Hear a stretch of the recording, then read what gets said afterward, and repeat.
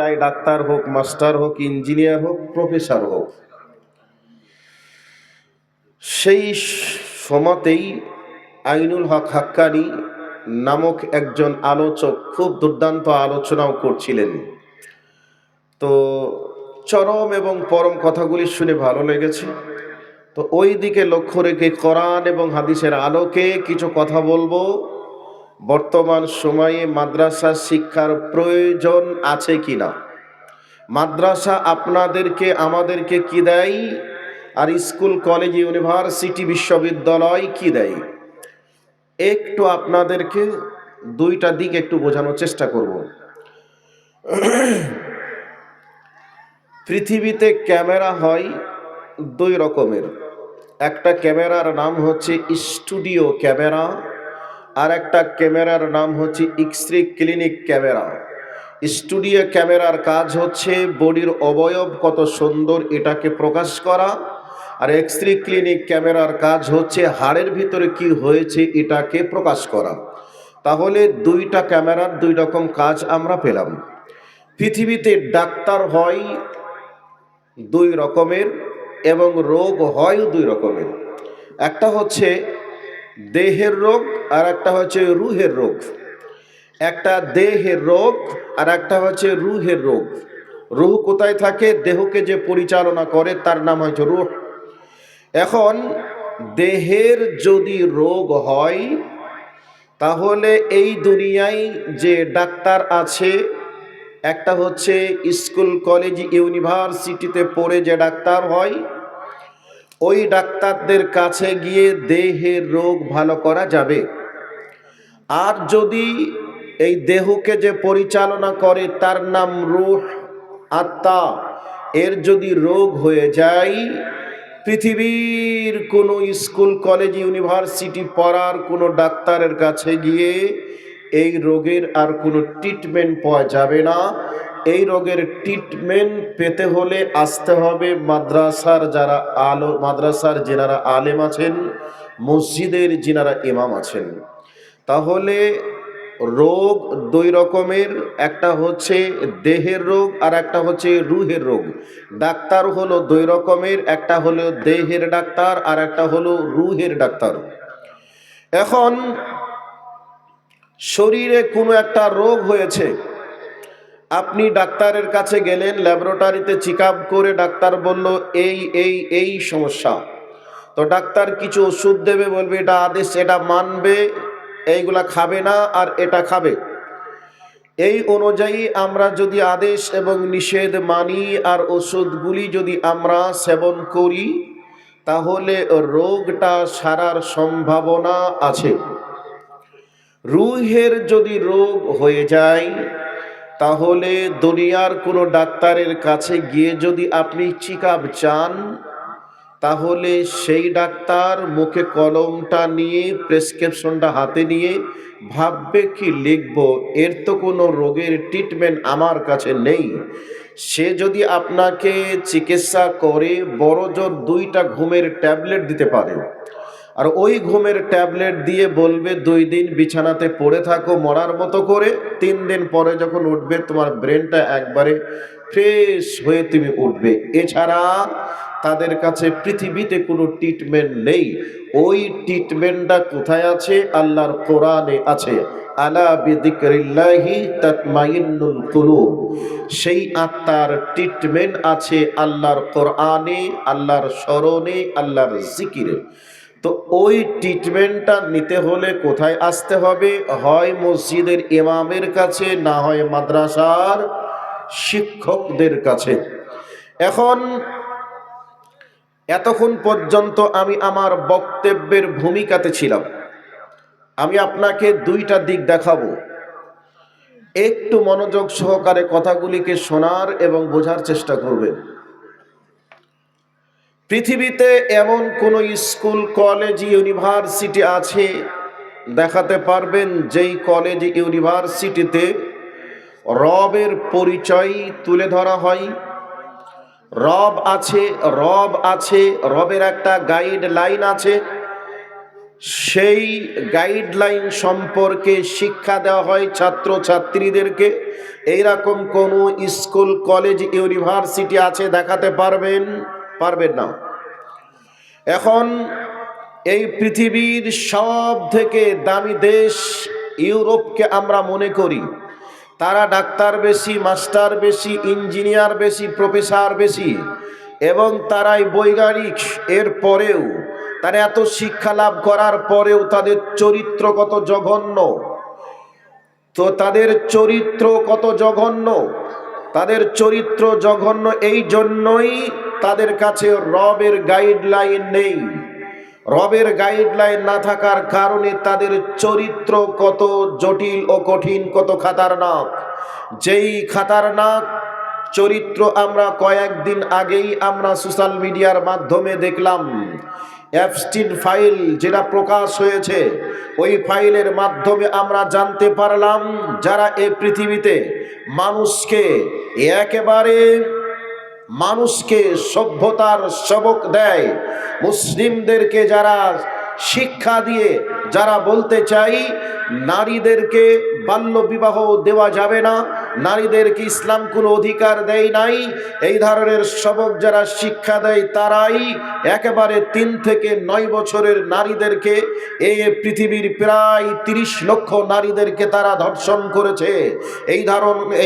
এই চরিত্র আমরা কয়েকদিন আগেই আমরা দেখলাম। তাহলে গোটা পৃথিবীকে যারা সভ্যতার সবক দেয় তাদের কাছে রবের গাইডলাইন না থাকার কারণে একেবারে ফুলের মতো কচি কচি মাসুম মেয়েদেরকে টাকার জোরে, বিদ্যার জোরে পৃথিবীর বিভিন্ন আনাচে কানাচে মায়ের কোল থেকে কেড়ে নিয়ে গিয়ে ওই সমস্ত নারীদেরকে ভোগ করে তারা আনন্দ উল্লাস করেছে।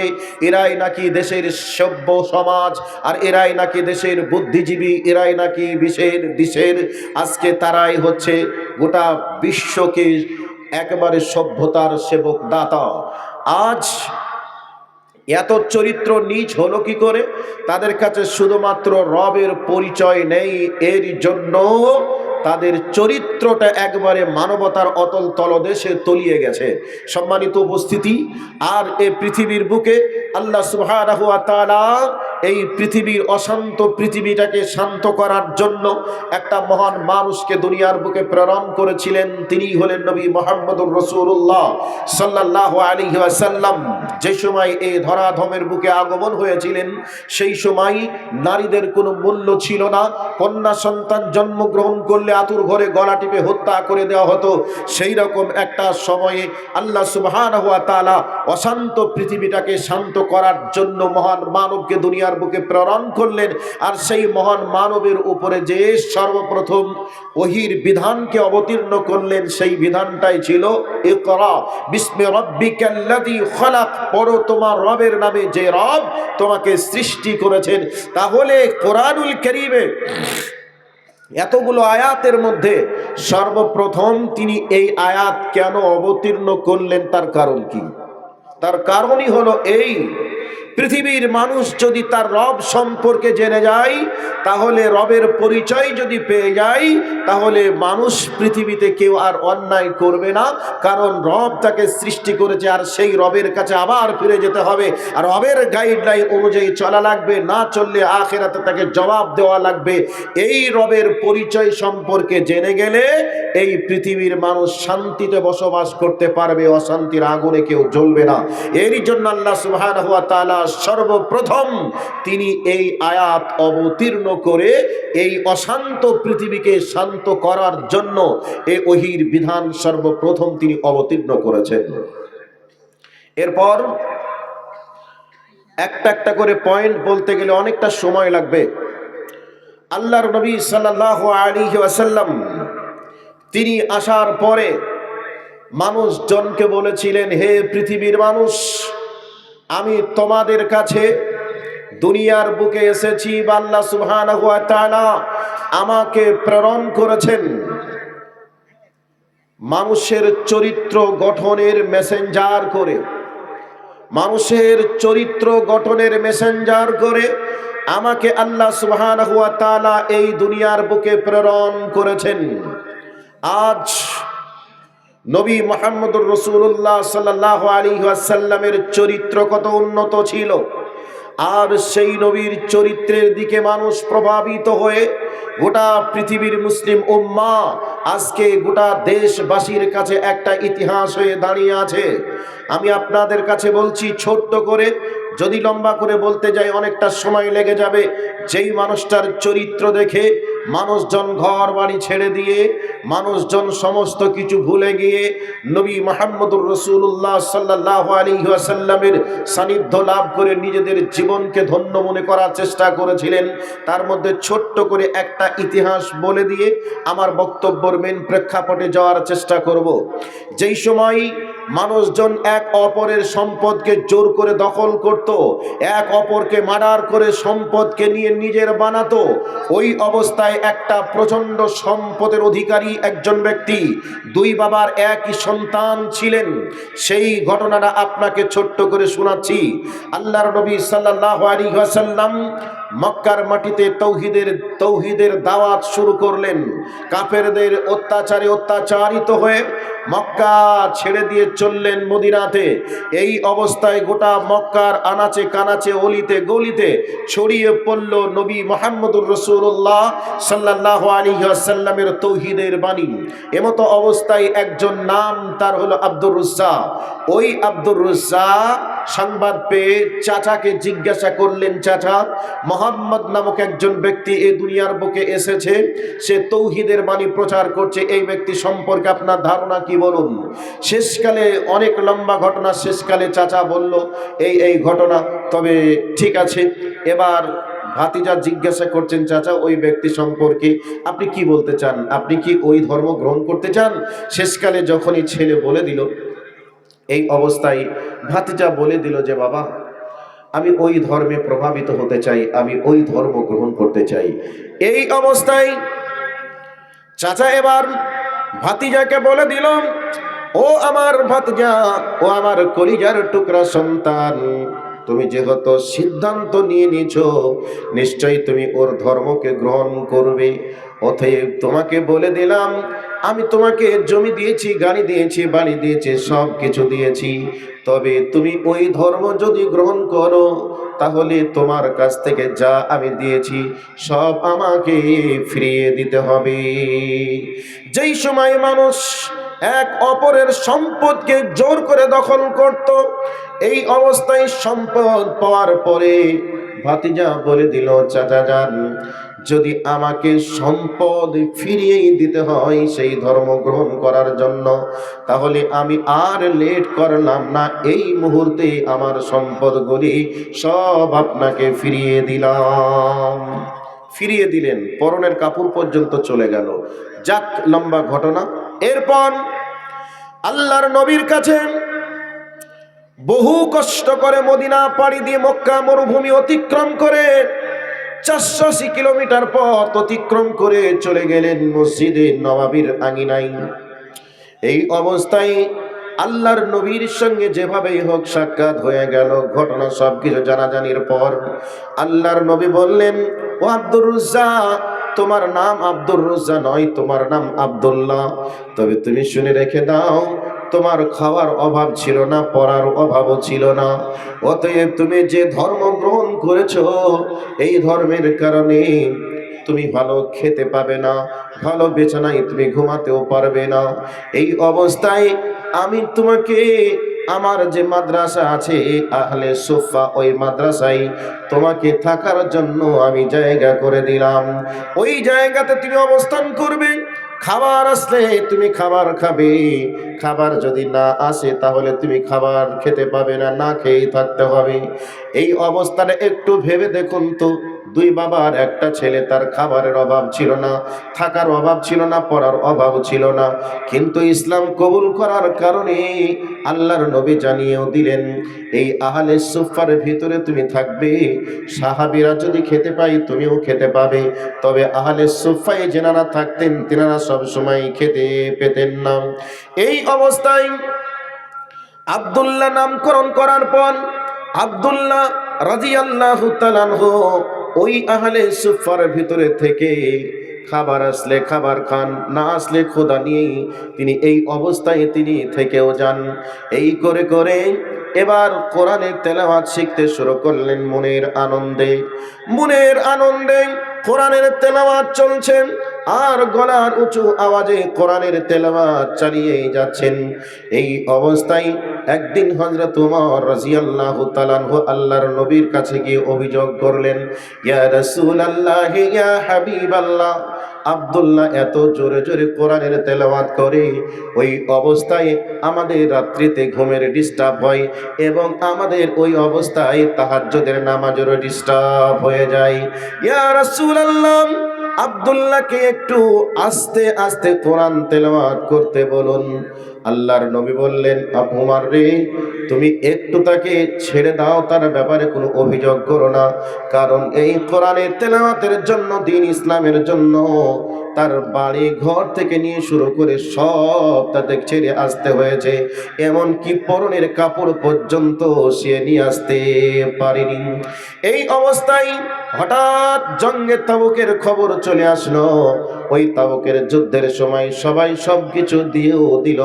আব্দুল্লাহ রাদিয়াল্লাহু তাআলা আনহু নবীজিকে বলছেন, নবী গো, সবাই সবকিছু ইসলামের জন্য দিয়ে দিল, আমি এমন একজন হতভাগা, আমি ইসলামের জন্য কিছুই দিতে পারলাম না, তবে আপনি আমার জন্য দোয়া করুন যাতে করে আজকে ওই তাবুকের ময়দানে আমি আমার নিজের জীবনটাকে দিয়ে দিতে পারি।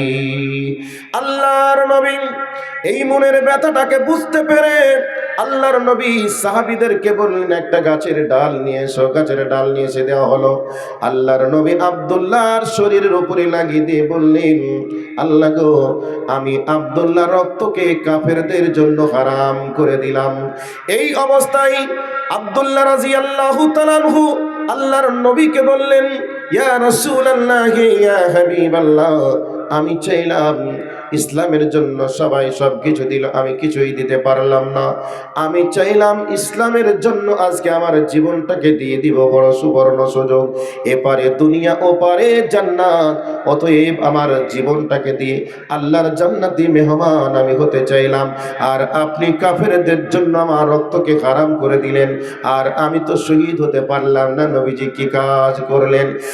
এই অবস্থায় নবীজি বললেন, আব্দুল্লাহ তুমি শুনো, তোমার মৃত্যু যদি জ্বরেও হয় তারপরেও তুমি শহীদের মর্যাদা লাভ করবে। এবার ভদ্রলোকের ছেলে ভালো খাবার, ভালো ঘরে থাকে, ভালো খাবার খায়, কিন্তু এই অবস্থায় ইসলাম কবুল করার পর ভালো খেতে পারেনি, ভালো জায়গায় ঘুমাতেও পারেনি। আবার ওই জঙ্গে তাবুকের ময়দানে 2-3 দিন থাকার পর প্রচন্ড জ্বরের ভিতরে আক্রান্ত হয়ে হযরতে আব্দুল্লাহ রাদিয়াল্লাহু তাআলা আনহু ইন্তেকাল করলেন।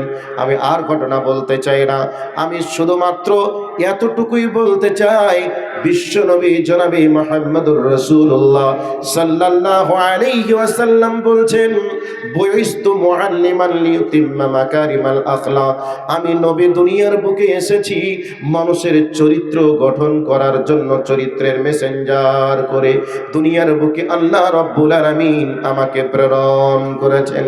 সেই আব্দুল্লাহ কি ছিলেন, কি হয়ে গেলেন?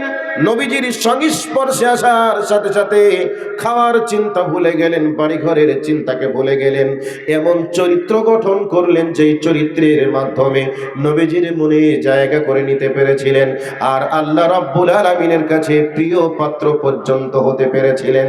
তারপরে এবার আমি আপনাদের কাছে বলতে চাই, এই পৃথিবীর ভিতরে যারা ডাক্তার, যারা মাস্টার, যারা বৈজ্ঞানিক, তারা আজকে নিজেদেরকে দামি, নিজেদেরকে মনে করে আমরা পৃথিবীর শ্রেষ্ঠ সম্পদ, আর আমরা পৃথিবীর সব থেকে দামি, সব থেকে জ্ঞানী, সব থেকে পণ্ডিত।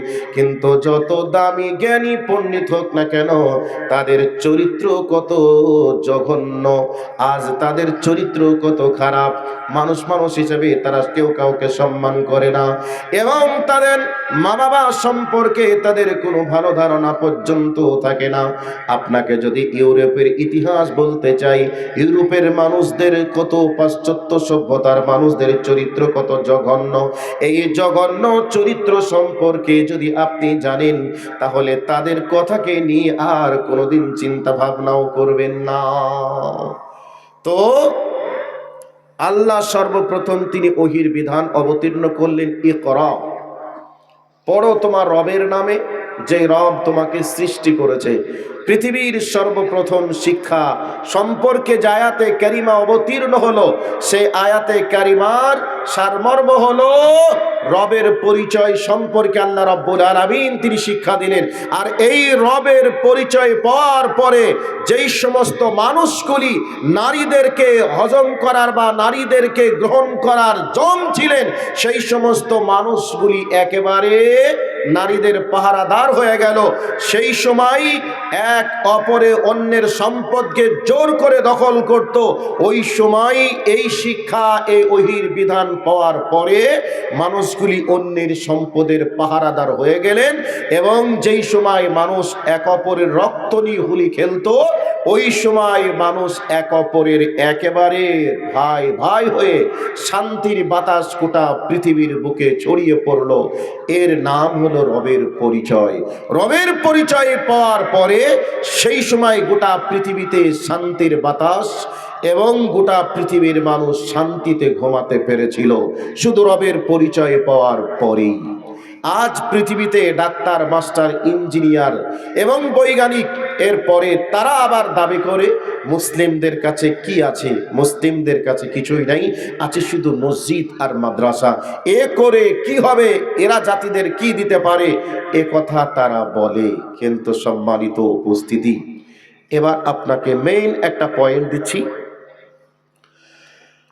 আল্লাহর নবী সাল্লাল্লাহু আলাইহি ওয়াসাল্লাম বলেছেন, পৃথিবীতে যতদিন আল্লাহ বলা লোক থাকবে ততদিন পর্যন্ত পৃথিবীকে আল্লাহ ধ্বংস করবেন না। তাহলে আল্লাহ বলতে হয় এই শিক্ষাটা কোথায় দেওয়া হয়? স্কুলে, কলেজে, বিশ্ববিদ্যালয়ে নাকি মাদ্রাসায়? কোথায় দেওয়া হয়?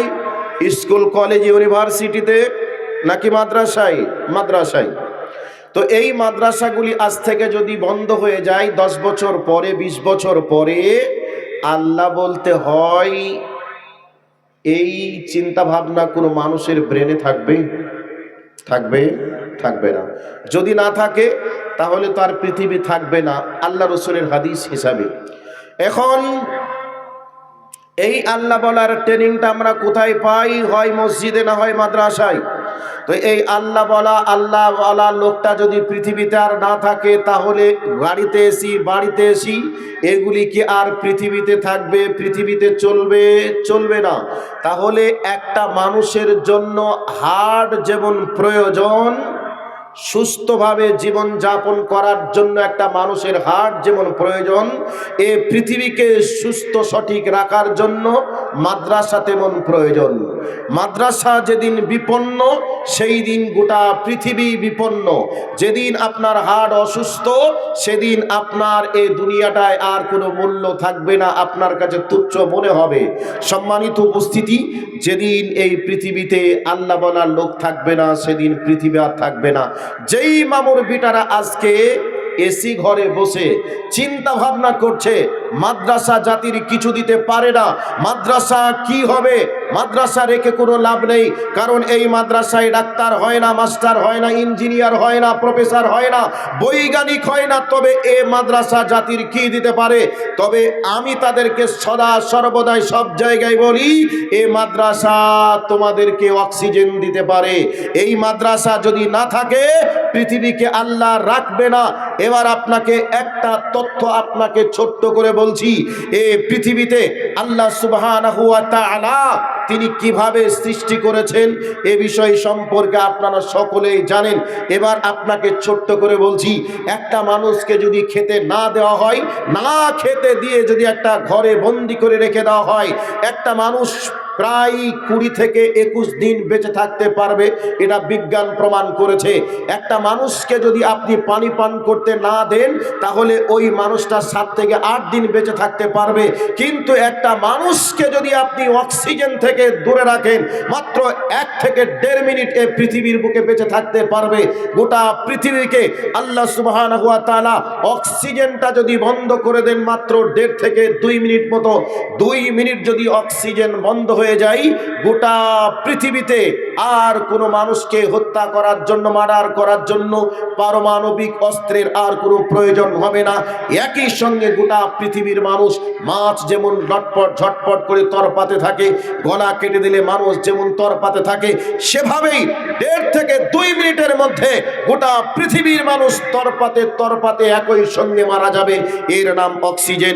তবে এই পৃথিবীতে যত মাদ্রাসা আছে, এই মাদ্রাসা যদি কারো 2 তলা বাড়ি বানিয়ে না দিতে পারে, ডাক্তার, মাস্টার, ইঞ্জিনিয়ার, প্রফেসর নাও দিতে পারে, তবে এই মাদ্রাসা এই পৃথিবীর মানুষকে অক্সিজেন দিতে পারে।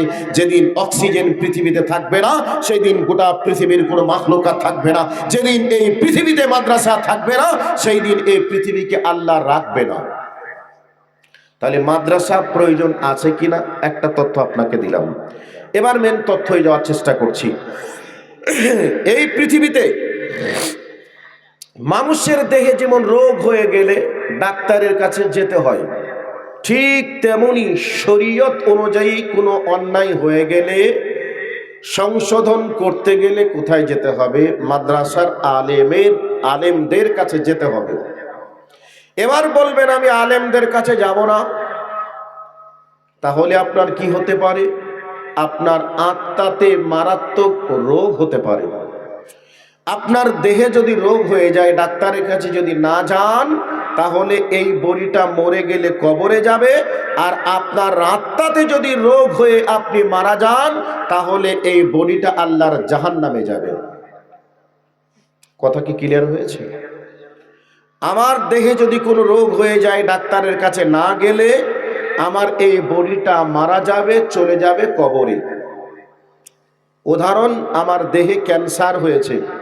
ক্যান্সার হয়েছে, আত্মীয় স্বজন থেকে নিয়ে শুরু করে এলাকাবাসী সবাই জেনে যায় ইবাদুল্লাহ ক্যান্সারের রোগে আক্রান্ত। আমার আত্মীয় স্বজন, পাড়া প্রতিবেশী সবাই জানে আর বেশি দিন বাঁচবে না, মরে যাবে। তো আমি মরে গেলে কোথায় যাব? কবরে যাব। কিন্তু আমার আত্মাই যদি রোগ হয়ে আমি যদি মারা যাই, তাহলে আমার কবরটা জাহান্নামের টুকরা হবে, এই বডিটা জাহান্নামের আগুনে পুড়বে। কাজেই দেহের রোগ যেমন সারানোর জন্য ডাক্তারের কাছে যেতে হয়, ঠিক আত্মার রোগকে সারানোর জন্য আলেম ওলামার কাছে যেতে হবে। এই ট্রিটমেন্টটা গোটা পৃথিবীর ডাক্তারের কাছে গিয়ে পাওয়া যাবে না, তবে আলেম ওলামাদের কাছে পাওয়া যাবে। তো আলেম ওলামা কোথায় হয়? মাদ্রাসাতে হয়। তো মাদ্রাসা যদি না থাকে, আলেম ওলামা থাকবে না। আর আলেম ওলামা না থাকলে এই পৃথিবীকে আল্লাহ রাখবে না। আপনাকে একবারে মেন পয়েন্ট শর্টে বলার চেষ্টা করলাম। এবার চলে আসুন, এই পৃথিবীতে ডাক্তার মাস্টার আপনাকে কি দিতে পেরেছে, কি দিতে পারে? এবার আপনাকে বলছি, বাংলাদেশের ছোট্ট করে একটি ইতিহাস শোনাচ্ছি। একজন ছেলেকে ডাক্তার বানিয়েছে। তো ডাক্তার বানাতে গেলে বেশ তো টাকা খরচ করতে হয়। 10 লাখ, 20 লাখ, 15 লাখ, 20 লাখ টাকা খরচ করে ছেলেকে ডাক্তার করেছে। এবার ছেলে ডাক্তার হয়ে আমেরিকায় চাকরি পেয়েছে। তো আমেরিকায় চাকরি করে বহু টাকা বেতন, বিলাসবহুল গাড়ি, বিলাসবহুল বাড়ি, বাংলাদেশের মাটিতে। এই অবস্থায় বাবা হঠাৎ করে মারা গেছেন। ছেলের সংবাদ পাওয়ার পর ছেলে সেখান থেকে ফ্লাইটে বাড়ি চলে আসলো। বাবার লাশটা যেন কাপড় দিয়ে ঢাকা। এই অবস্থায় লাশটাকে এখনো পর্যন্ত গোসল দিয়ে রেডি করা হয়নি, কেবলমাত্র ছেলের জন্য। ছেলে যখন এসে গেল, এই অবস্থায় বাবার গোসল দিতে হলেও বা মানুষের গোসল দিতে হলেও তার ট্রেনিং দেওয়া লাগে, ট্রেনিং নেওয়া লাগে। কিন্তু ছেলে ডাক্তার, তার কোনো ট্রেনিং নেই, কি করে গোসল দিতে হবে জানে না। এই অবস্থায় বাবার জন্য চুল পরিমাণ কোনো উপকার করতে পারলো না। কিন্তু ছেলে শিক্ষিত ডাক্তার। এই অবস্থায় ছেলের মনের ভিতরে এবার শুরু হয়েছে ধুকধুকানি। আমার বাবা আমাকে ছোট্টবেলায় কতবার গোসল দিয়েছিল, কত পোশাক আমাকে পরিধান করিয়ে দিয়েছিল, আমার বাবার গোসল আমি দিতে পারলাম না। এরপরে যখন কাপড়ের কাপড় পরিধান করাবে রে, কাপড়ের কাপড়টা কেউ পরিধান করাতে পারলো না। ছেলের মনের ভিতরে ধুকধুকানি শুরু হয়ে গেল। এরপর এবার জানাজার নামাজ শুরু হয়ে গেল। নামাজের মুসাল্লায় দাঁড়িয়ে গেছে ইমাম, এদিকে পিছন থেকে ইমাম যখন আল্লাহু আকবার বলে দাঁড়িয়েছে, এই অবস্থায় ছেলে ইমামের পিছনে মুক্তাদি হয়ে দাঁড়িয়ে এবার কান্না শুরু করেছে, একবারে বুক ফাটা কান্না। এই অবস্থায় ইমাম সাহেব নামাজ শেষ করার পর এবার ইমাম সাহেব বলছেন, ভাই আপনি ডাক্তার মানুষ, আপনাকে তো বোঝানোর মতো কিছু নেই। কিছুদিন পূর্বে আমার আব্বা মারা গেছেন, মাটি দিয়ে এসে গেছি। আজকে আপনার আব্বা মারা গেলেন, আমিও মারা যাব, আপনিও মারা যাবেন, এ তো দুনিয়া। অতএব কেন কান্না করছেন? কান্না করে কি আর বাবাকে ফিরিয়ে পাওয়া যাবে? বাবার জন্য দোয়া করেন। এই করেন ইমাম সাহেব যখন বুঝাতে শুরু করেছেন, ছেলে ডাক্তার এই অবস্থায় বলছি, মাওলানা আমি কেন কান্না করছি, কান্নার কারণটা আপনি না জেনে এই কথা আমাকে বলতে শুরু করেছেন। মাওলানা সাহেব বলছেন, বলুন কি জন্য কান্না করছেন। ইমাম সাহেবকে এবার বলতে শুরু করেছেন, মাওলানা আমার বাবা আমাকে লাখ লাখ টাকা খরচ করে টাকা উপার্জন করার মেশিন বানিয়েছে, কিন্তু আমার বাবা আমাকে প্রকৃত মানুষ বানাতে পারেননি। আমার বাবা লাখ লাখ টাকা খরচ করে আমাকে ডাক্তার বানিয়েছে, লক্ষ লক্ষ টাকা আমি উপার্জন করছি, এ কথা সত্য, কিন্তু আমার বাবা আমাকে যদি প্রকৃতপক্ষে মানুষ করতে পারতেন, তাহলে আজকের দিনে আমার বাবার গোসলটা আমি দিতে পারতাম। কিন্তু আমার বাবা আমাকে মানুষ করে কি লাভ করেছেন? আমার বাবার শেষ গোসলটা আমি দিতে পারলাম না। আমার বাবা আমাকে কত কাপড় পরিধান করিয়েছেন, আমার বাবার আমি শেষবারের পোশাক কাপড়টা পরাতে পারলাম না। আমার বাবা যারা যারা সালাতটাও আপনার মতো ভাড়া করা ইমামদের দিয়ে পড়িয়ে নিতে হলো, আমি নিজের বাবার শেষ জানাজার নামাজটাকেও পড়াতে পারলাম না। আমি এবার আমার বাবার লাশটাকে নামানো হবে, তার মাথা কোন দিকে থাকবে, পা কোন দিকে থাকবে, কোনটা আগে নামাতে হবে এটাও আমি জানি না। অতএব আমার বাবাকে কবরে কিভাবে রাখতে হবে এটাও আমি জানি না।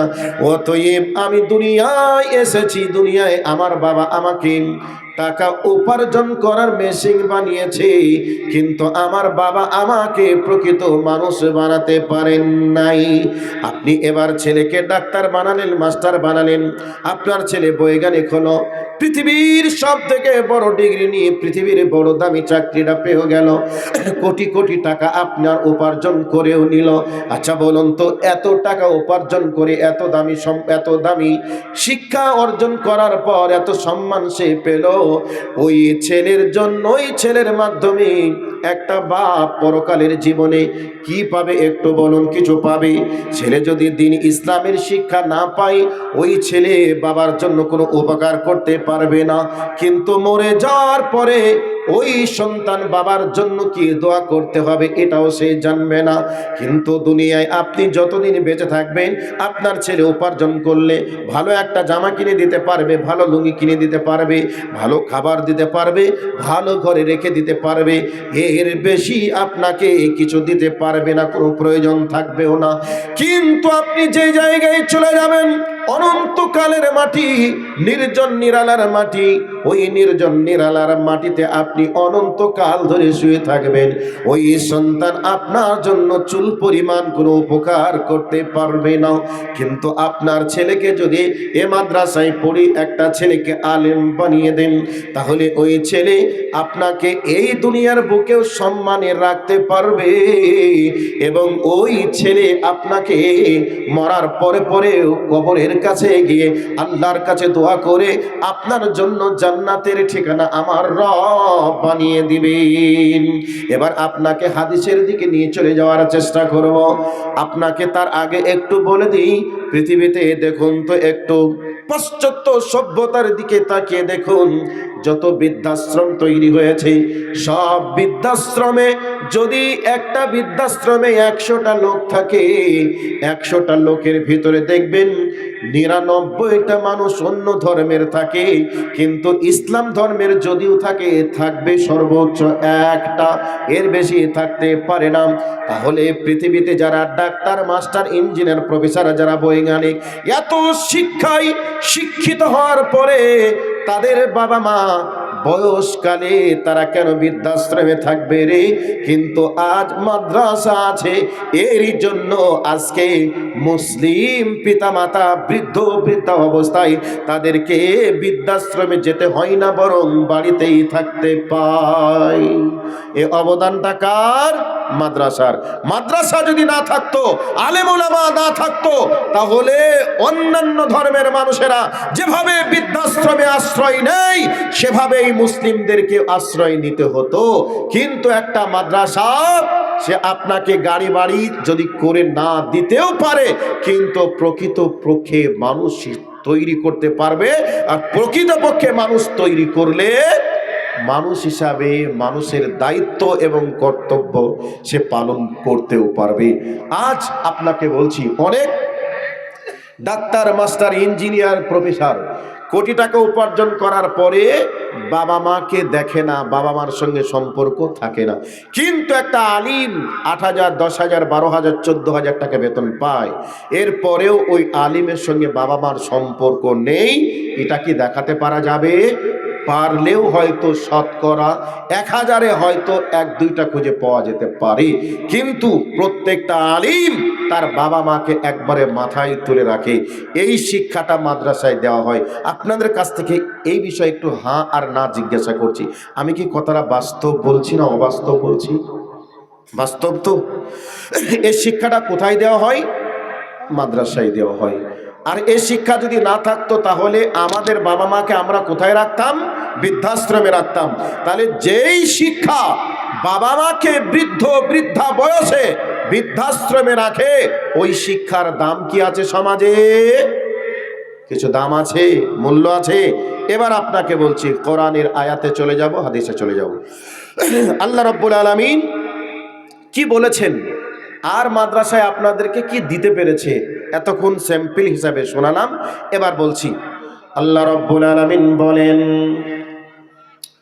ওয়াকাদা রাব্বুকা আল্লা তা'বুদু ইল্লা ইয়াহু ওয়া বিল ওয়ালিদাইনি ইহসানা। মাদ্রাসায় কি শিক্ষা দেওয়া হয়, আর সেই মাদ্রাসা থেকে শিক্ষা লাভ করার কারণে গোটা বিশ্ব মুসলিম কি পেয়েছে? আল্লাহ রাব্বুল আলামিন বলছেন, ওয়াকাদা রাব্বুকা আল্লা তা'বুদু ইল্লা ইয়াহু ওয়া বিল ওয়ালিদাইনি ইহসানা। আল্লাহ রাব্বুল আলামিন বলেন, আমি আল্লাহ চূড়ান্ত ফয়সালা করে দিলাম, সিদ্ধান্ত দিয়ে দিলাম, তোমরা কারোর ইবাদত করবে না, তবে আমারই ইবাদত করবে। আল্লাহ রাব্বুল আলামিন তিনি বলছেন, হে আমার বান্দারা, তোমরা ভালো করে শুনে নাও। এই কথাটা আল্লাহ রাব্বুল আলামিন কত দামি ঘোষণা করেছেন। আল্লাহ বলছেন, আমার ইবাদতের পরে পরে এই পৃথিবীর বুকে সর্বপ্রথম যারা সম্মান পাবে, সেই সম্মানিত ব্যক্তিগুলি হলো তোমার মা আর তোমার পিতা। আল্লাহ রাব্বুল আলামিন বলেন, আমার ইবাদতের পরে পরে তোমরা তোমাদের পিতা মাতার সঙ্গে তোমরা সৎ ব্যবহার করবে। এবার চলে আসুন, আল্লাহ রাব্বুল আলামিন বলেন, ইম্মা ইয়াবলুগান্না ইনদাকাল কিবারা আহাদুহুমা আও কিলাহুমা فلا تقل لهما أف ولا تنهرهما وقل لهما قولا كريما। আল্লাহ রাব্বুল আলামিন বলেন, তোমার বাবা মা বৃদ্ধা অবস্থায় যখন তোমাদের কাছে পৌঁছে যাবে, এই অবস্থায় তোমার বাবা মা তোমার সন্তানের মতো হয়ে গেছে রে। এবার এটাকে বাস্তব দিয়ে একটু বলি, আমরা যখন যত ছোট ছিলাম, তত যেন আমাদের মা বাবার কোলে ছিলাম, যত দিনের পর দিন বড় হয়েছি, তত যেন মা বাবার কোল ছেড়েছি। ইসলাম বলছে, যত তোমার মা বাবা বৃদ্ধা হয়ে যাবে, ততই তোমাদের কাছে চলে আসবে। যত বৃদ্ধা হয়ে যাবে, তোমার মা বাবা আর তোমার মা বাবা থাকবে না, বরং তোমার ছেলে এবং মেয়ের মতো হয়ে যাবে। তুমি যখন ছোট ছিলে, রাস্তায় চলতে, ওই অবস্থায় তোমার মা বাবার কোলে চেপে যেতে। একটা জিনিস দেখার পর একবার নয়, দুইবার নয়, 10 বার কথা বলেছিলে, আব্বা ওটা কি, আব্বা এটা কি। এ কথা আমরা বাবা মাকে বারবার বলেছিলাম। যেমন একটা সাদা রঙের পাখি আমরা পুকুর পাড়ে বসতে দেখি, ওই সাদা রঙের পাখি যার নাম বক, দূর থেকে দেখা যায়। এবার ছোট্টবেলায় বাবার কোলে চেপে যখন গেছি, দূর থেকে দেখে জিজ্ঞাসা করেছি, বাবা ওটা কি। এই অবস্থায় বলেছিল, বাবা বলেছিল ওর নাম বক। এবার আমরা জিজ্ঞাসা করেছিলাম, বাবা ওর বাবা কোথায়, মা কোথায়, খায় কি, বাড়ি কোথায়। একাধিকবার প্রশ্ন যেমন ছোট্ট ছেলেরা করে। ছোট্ট ছেলেকে তার বাবা মা হাসি মুখে 100 বার তার প্রশ্ন জবাব দেয়, কিন্তু একবারও বাবা ধমক দিয়ে বলে না, এত কথা কেন বলিস, চুপ কর, বারবার বকিস না। এইরকম কথা কিন্তু বাবা মা কোনোদিন সন্তানকে ধমক দিয়েও বলে না। আল্লাহ রাব্বুল আলামিন বলেন, তোমার বাবা মা যখন বৃদ্ধা হয়ে যাবে, তোমার বাবা মা একেবারে তোমার সন্তানের মতো হয়ে যাবে রে। তুমি যখন ছোট ছিলে, একবার নয় 1000 বার তুমি বলেছিলে, তোমার বাবা মা যখন বৃদ্ধা হয়ে যাবে, 1000 বার বলবে। এই অবস্থায় তোমার বাবা মার ব্যবহার দেখে তুমি শব্দটা করবে না, এবং তোমার বাবা মার সঙ্গে তুমি নরম মিষ্টি ভাষায় কথা বলবে। আল্লাহ রাব্বুল আলামিন কত চমৎকার করে শিখিয়ে দিলেন। এরপরেও বললেন, খবরদার তোমার বাবা মার সামনে চোখ গরম করে কথা বলবে না, ধমক দিয়ে কথা বলবে না, মাথা ঝিকিয়ে কথা বলবে না, বরং তুমি কথা বলবে অকুল্লাহুমা কাউলান কারীমা, নরম মিষ্টি ভাষায় তুমি কথা বলবে। এরপর আল্লাহ রাব্বুল আলামিন বলেন, واخفض لهما جناح الذل من الرحمة وقل رب ارحمهما كما ربياني صغيرا। আল্লাহ রাব্বুল আলামিন বলেন, হে আমার বান্দারা, তোমার মা বাবা যতদিন দুনিয়ায় বেঁচে থাকবে কিভাবে ব্যবহার করবে আমি শিখিয়ে দিলাম। এবার তোমার বাবা মা বৃদ্ধা হয়ে গেছে রে, তোমার বাবা মার জন্য তোমাদের হাত দুটিকে প্রশস্ত করে দাও সেবার জন্য। আকাশে যেমন পাখি উড়ে, ওই পাখি যেমন ডানার মাধ্যমে অনবরত ডানাটা নড়াতে থাকে, আকাশে উড়ার জন্য সাহায্য করে, আবারও কোনো সময় হাতটাকে সমান্তরাল করে বিছিয়ে রাখে, যাতে করে ভারসাম্য রক্ষা করতে পারে এবং তারা রেস্ট নিতেও পারে। আল্লাহ রাব্বুল আলামিন বলছে, বান্দারে তোমার মা বাবা এখন বৃদ্ধা হয়ে গেছে, কাপড়ে প্রস্রাব করতে পারে, তারা কাপড়ে পায়খানা করতে পারে। এই অবস্থায় তোমারা 2 হাত দিয়ে তোমার মা বাবার প্রস্রাব পায়খানাকে 2 হাতে করে হতে পারে ধুয়ে মুছে কেচে পরিষ্কার করতে হতে পারে। আবার তোমার মাকে হয়তো কোলে নিতে হতে পারে, তোমার বাবাকে কোলে করে ডাক্তারের কাছে নিয়ে যেতে হতে পারে, বাথরুমে নিয়ে আসা যাওয়া করতে হতে পারে। এই জন্যে তোমার বাবা মার জন্য তোমাদের খেদমতের জন্য হাতটাকে বিছিয়ে দেবে। এরপর আল্লাহ রাব্বুল আলামিন বলছেন, তোমার মা বাবা যখন দুনিয়া ছেড়ে চলে আসবে, তখন তোমরা তোমার মা বাবার জন্য দোয়া করবে, রব্বির হামহুমা কামা রাব্বায়ানি সাগীরা।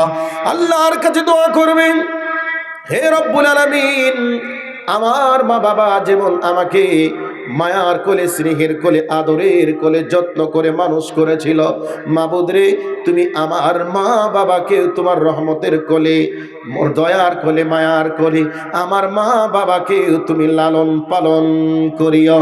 এই শিক্ষাটা কোথায় দেওয়া হয়? স্কুলে দেওয়া হয় নাকি কলেজে দেওয়া হয়, না বিশ্ববিদ্যালয়ে দেওয়া হয়?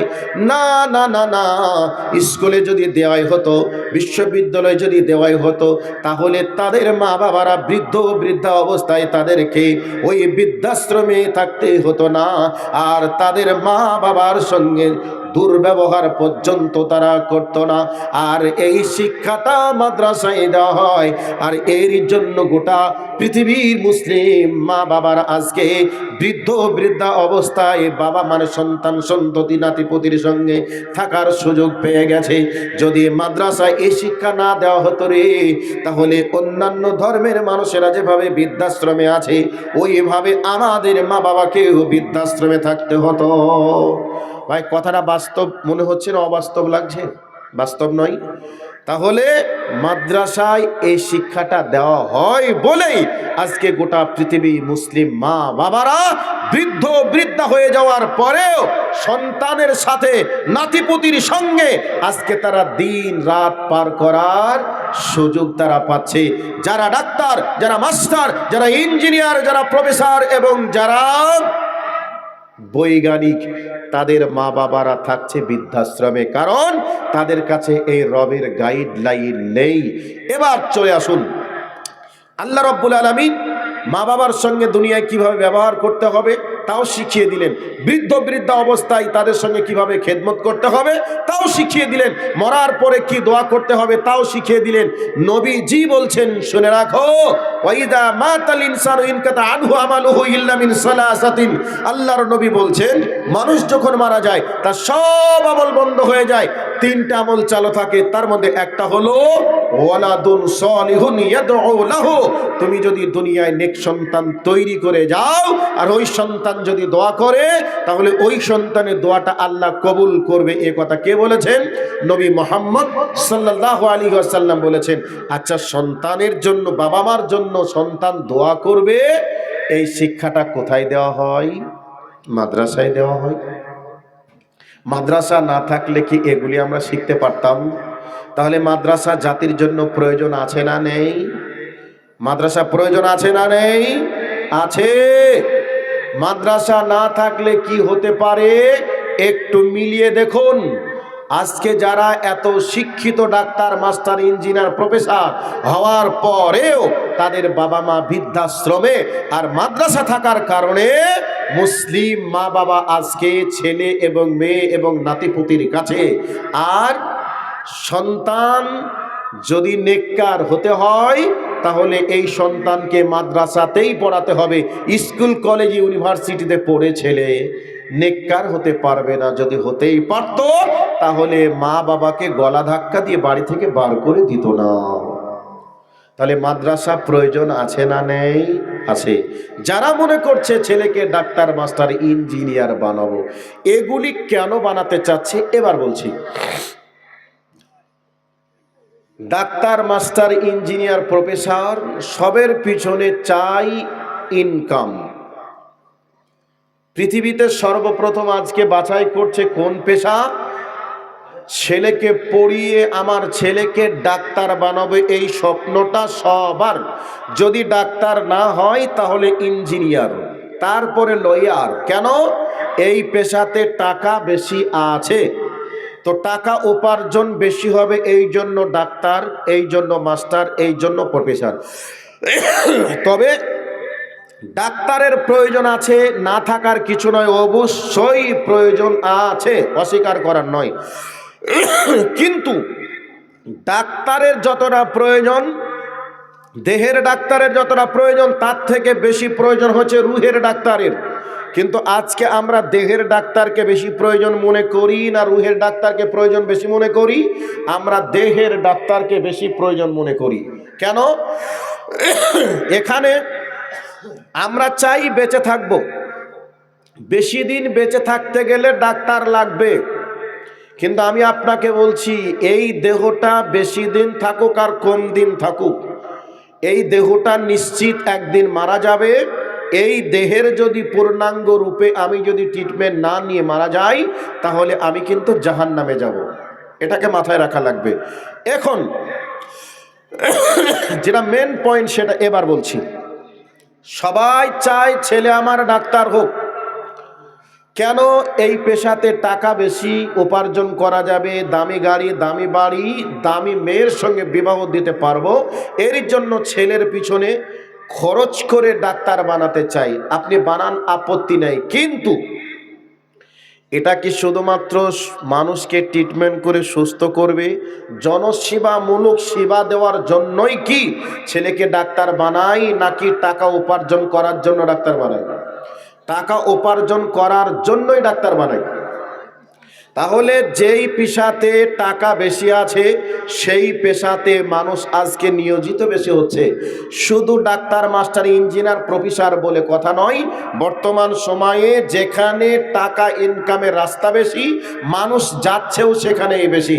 আজ বর্তমান সময়ে বুঝে গেছে যে রাজনৈতিক দলের নেতা নেত্রী হতে পারলেই বেশি টাকা উপার্জন করা যাবে। এর জন্য শিক্ষিত, অশিক্ষিত, পাগল, চোয়ার সকলেই চায় আমি রাজনৈতিক দলের নেতা হব, না হলে নেতার চামচা হব। এই পেশাটা সবাই বাছাই করার চেষ্টা করছে কি করছে না? এখানে গেলে টাকা উপার্জন বেশি করা যাবে। এখন ডাক্তার, মাস্টার, ইঞ্জিনিয়ার এগুলি হয়ে শুধুমাত্র উপার্জন করে ভালো খাবো, ভালো পড়বো, এটাই হচ্ছে সবার টার্গেট। এখন বলুন, এই পৃথিবীতে মেথরের কাজ বলেও একটা কাজ পৃথিবীতে আছে। ওই মেথরকেও আমাদের প্রয়োজন। যদি ওরা না থাকে তাহলে আমাদের বাথরুমগুলি কে পরিষ্কার করবে? তো তাদেরও প্রয়োজন অবশ্যই আছে। তবে এই বাথরুম পরিষ্কার করে যে যাকে আমরা মেথর বলি, মেথরের উপার্জনটা ডাক্তারের উপার্জনের সমান যদি করে দেওয়া হয়, তাহলে মেথরের যদি কোনো কোর্স থাকে, মানুষ সেই কোর্স করবে কি করবে না একটু বলবেন? এটা আওয়াজ দিবেন, করবে কি করবে না? কি ভাই বোঝা যাচ্ছে না? মেথরেরও যদি কোনো কোর্স থাকে আর ওই কোর্স বা ওই টাকাটা যদি ডাক্তারের ইনকামের থেকে বেশি হয়, তাহলে ওই পেশাটা মানুষ করতে চাইবে কি চাইবে না? চাইবে, 100% চাইবে। এখন অনেকজন বলবে যে মৌলভী সাহেব কথাটা একটু ভুল হচ্ছে। আমি বলছি না, ভুল নয়। কেন ভুল নয়? টাকা উপার্জনের জন্য মানুষ সেই জায়গায় যাচাই বাছাই করছে যে জায়গায় টাকা বেশি পাওয়া যাবে, সেটা হালাল নাকি হারাম, সেটা সম্মানের না অসম্মানের, এটা দেখার প্রয়োজন নয়, বরং টাকা আছে ওই কাজ আমাকে করতে হবে। এখন এই চিন্তা মানুষের ব্রেনে। এর জন্য যেই জায়গাতে বেশি টাকা, সেই জায়গাটার নাম হচ্ছে ডাক্তারি বিদ্যা। আর ডাক্তারি বিদ্যা অর্জন করতে গিয়ে লাখ লাখ কোটি টাকা খরচ করে ছেলেকে ডাক্তার বানাতে চাচ্ছে। কেন? সেখানে উপার্জন বেশি করা যাবে। এখন আমি বলতে চাচ্ছি, মেথরের কাজ করে যদি ডাক্তারের থেকে বেশি ইনকাম করা যায়, তাহলে মানুষ কিন্তু মেথরের কাজকেই খুঁজবে। এবার বলবেন না মৌলভী সাহেব এটা তো নোংরা আবর্জনা, এই নোংরা আবর্জনা সাফ করার জন্য মানুষ যাবে, এটা আপনি বলছেন? জি, আমি বলছি।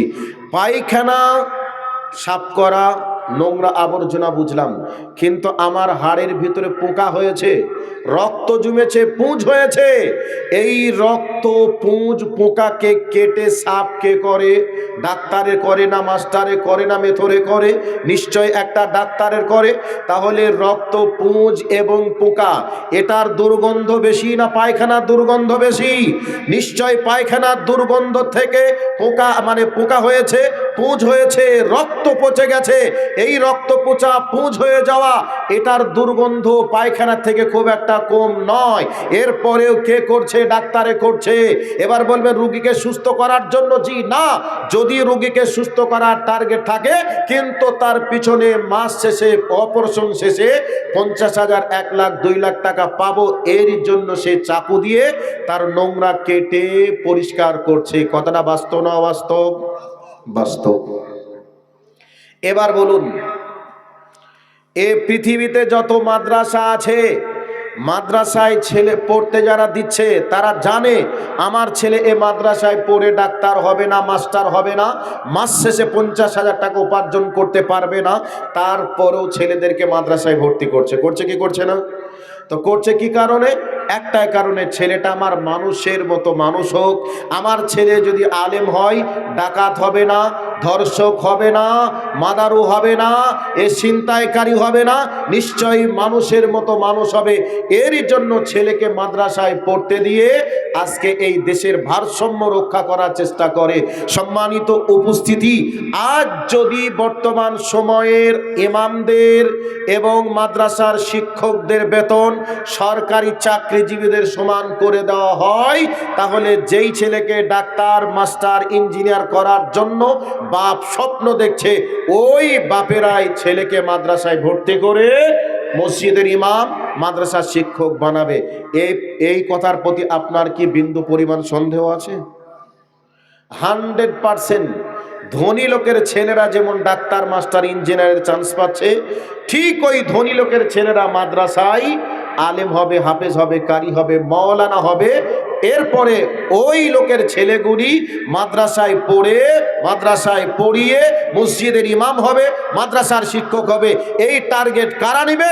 বর্তমানে যারা ছেলেকে ডাক্তার, মাস্টার, ইঞ্জিনিয়ার করার জন্য লাখো টাকা ঘুষ দিয়ে ছেলেকে ডাক্তার, মাস্টার, ইঞ্জিনিয়ার তৈরি করছে, সেই ব্যক্তিগুলি আজকের দিনে তাদের ছেলেকে ইমাম বানানোর চেষ্টা করবে একেবারে দিনের আলোর মতো। পরিষ্কার বাস্তব সত্য কথা। আজকে মানুষের সেবার জন্য মানুষ ডাক্তার হয় না বা ডাক্তার বানায় না, কিন্তু আজকে আলেমের বাবা মা মানুষের সেবার জন্য তার ছেলেকে আলেম বানায়। কারণ সে জানে যে আমার ছেলে এখানে 1 লক্ষ টাকা বেতন পাবে না, তারপরেও তাকে খরচ দিয়ে হলেও আর খরচ না দিয়ে হলে তার ছেলেটাকে মাদ্রাসায় পড়িয়ে একটা আলেম বানিয়ে মানুষের সেবা করার চেষ্টা করে। আজকে যারা মাদ্রাসার শিক্ষক, আজকে যারা মসজিদের ইমাম, তাদের বেতন কত? মাস শেষে 10,000, 12,000, 15,000। আচ্ছা বলুন তো, 15,000, 12,000 টাকা দেওয়ার পরেও মাদ্রাসার শিক্ষকদের সঙ্গে দুর্ব্যবহার করা হয়। ধানের বস্তা ঘাড়ে করে লোকের বাড়িতে ধান চেয়ে নিয়ে আসতে হয়। মসজিদের ইমামকে কত অকট্য ভাষায় কথা বলে ইমামকে অপমান পর্যন্ত করে। এরপরেও ইমামতি করে, মাদ্রাসার শিক্ষকতা করে, শুধু পেটের জন্যই নয়, বরং সে জানে যে আমি কোরআন শিখেছি, আমি হাদিস শিখেছি, আমার দায়িত্ব এবং কর্তব্য মানুষকে দ্বীনের শিক্ষা দেওয়া। যদি আমি এই শিক্ষা না দিই, পৃথিবীর ভারসাম্য রক্ষা করা যাবে না, আগাছাই ভরে যাবে, সমাজ দূষিত হয়ে যাবে, সমাজে ক্যান্সার হয়ে যাবে, গোটা পৃথিবী নষ্ট হয়ে যাবে। এই জন্য মাদ্রাসার একজন শিক্ষক, মসজিদের একজন ইমাম, তারা আজকে সার্ভিস দিচ্ছে। এবার বলবেন না ইনকামের জন্য।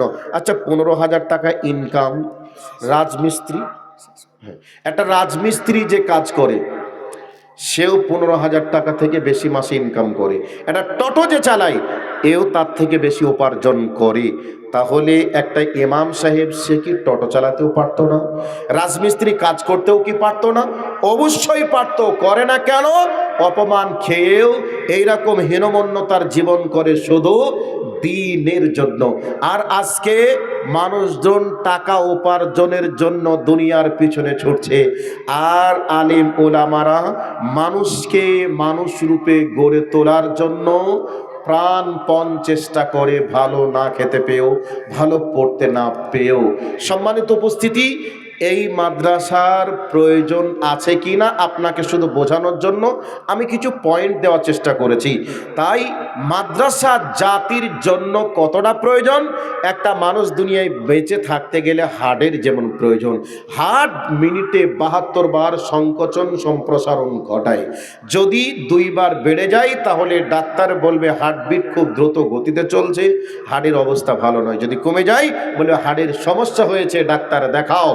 ঠিক হার্ট যেমন 72 বারই যদি থাকে তাহলে হার্ট যেমন সুস্থ থাকে, মানুষটা ভালো থাকে, ঠিক তেমনি মাদ্রাসা যদি মাদ্রাসার অবস্থা চতুর্দিক থেকে যদি ভালো থাকে, ছেলে মেয়েদেরকে আমরা যদি মাদ্রাসায় পড়িয়ে মানুষ রূপে গড়ে তুলতে পারি, তাহলে এই পৃথিবীর ভারসাম্য থাকবে।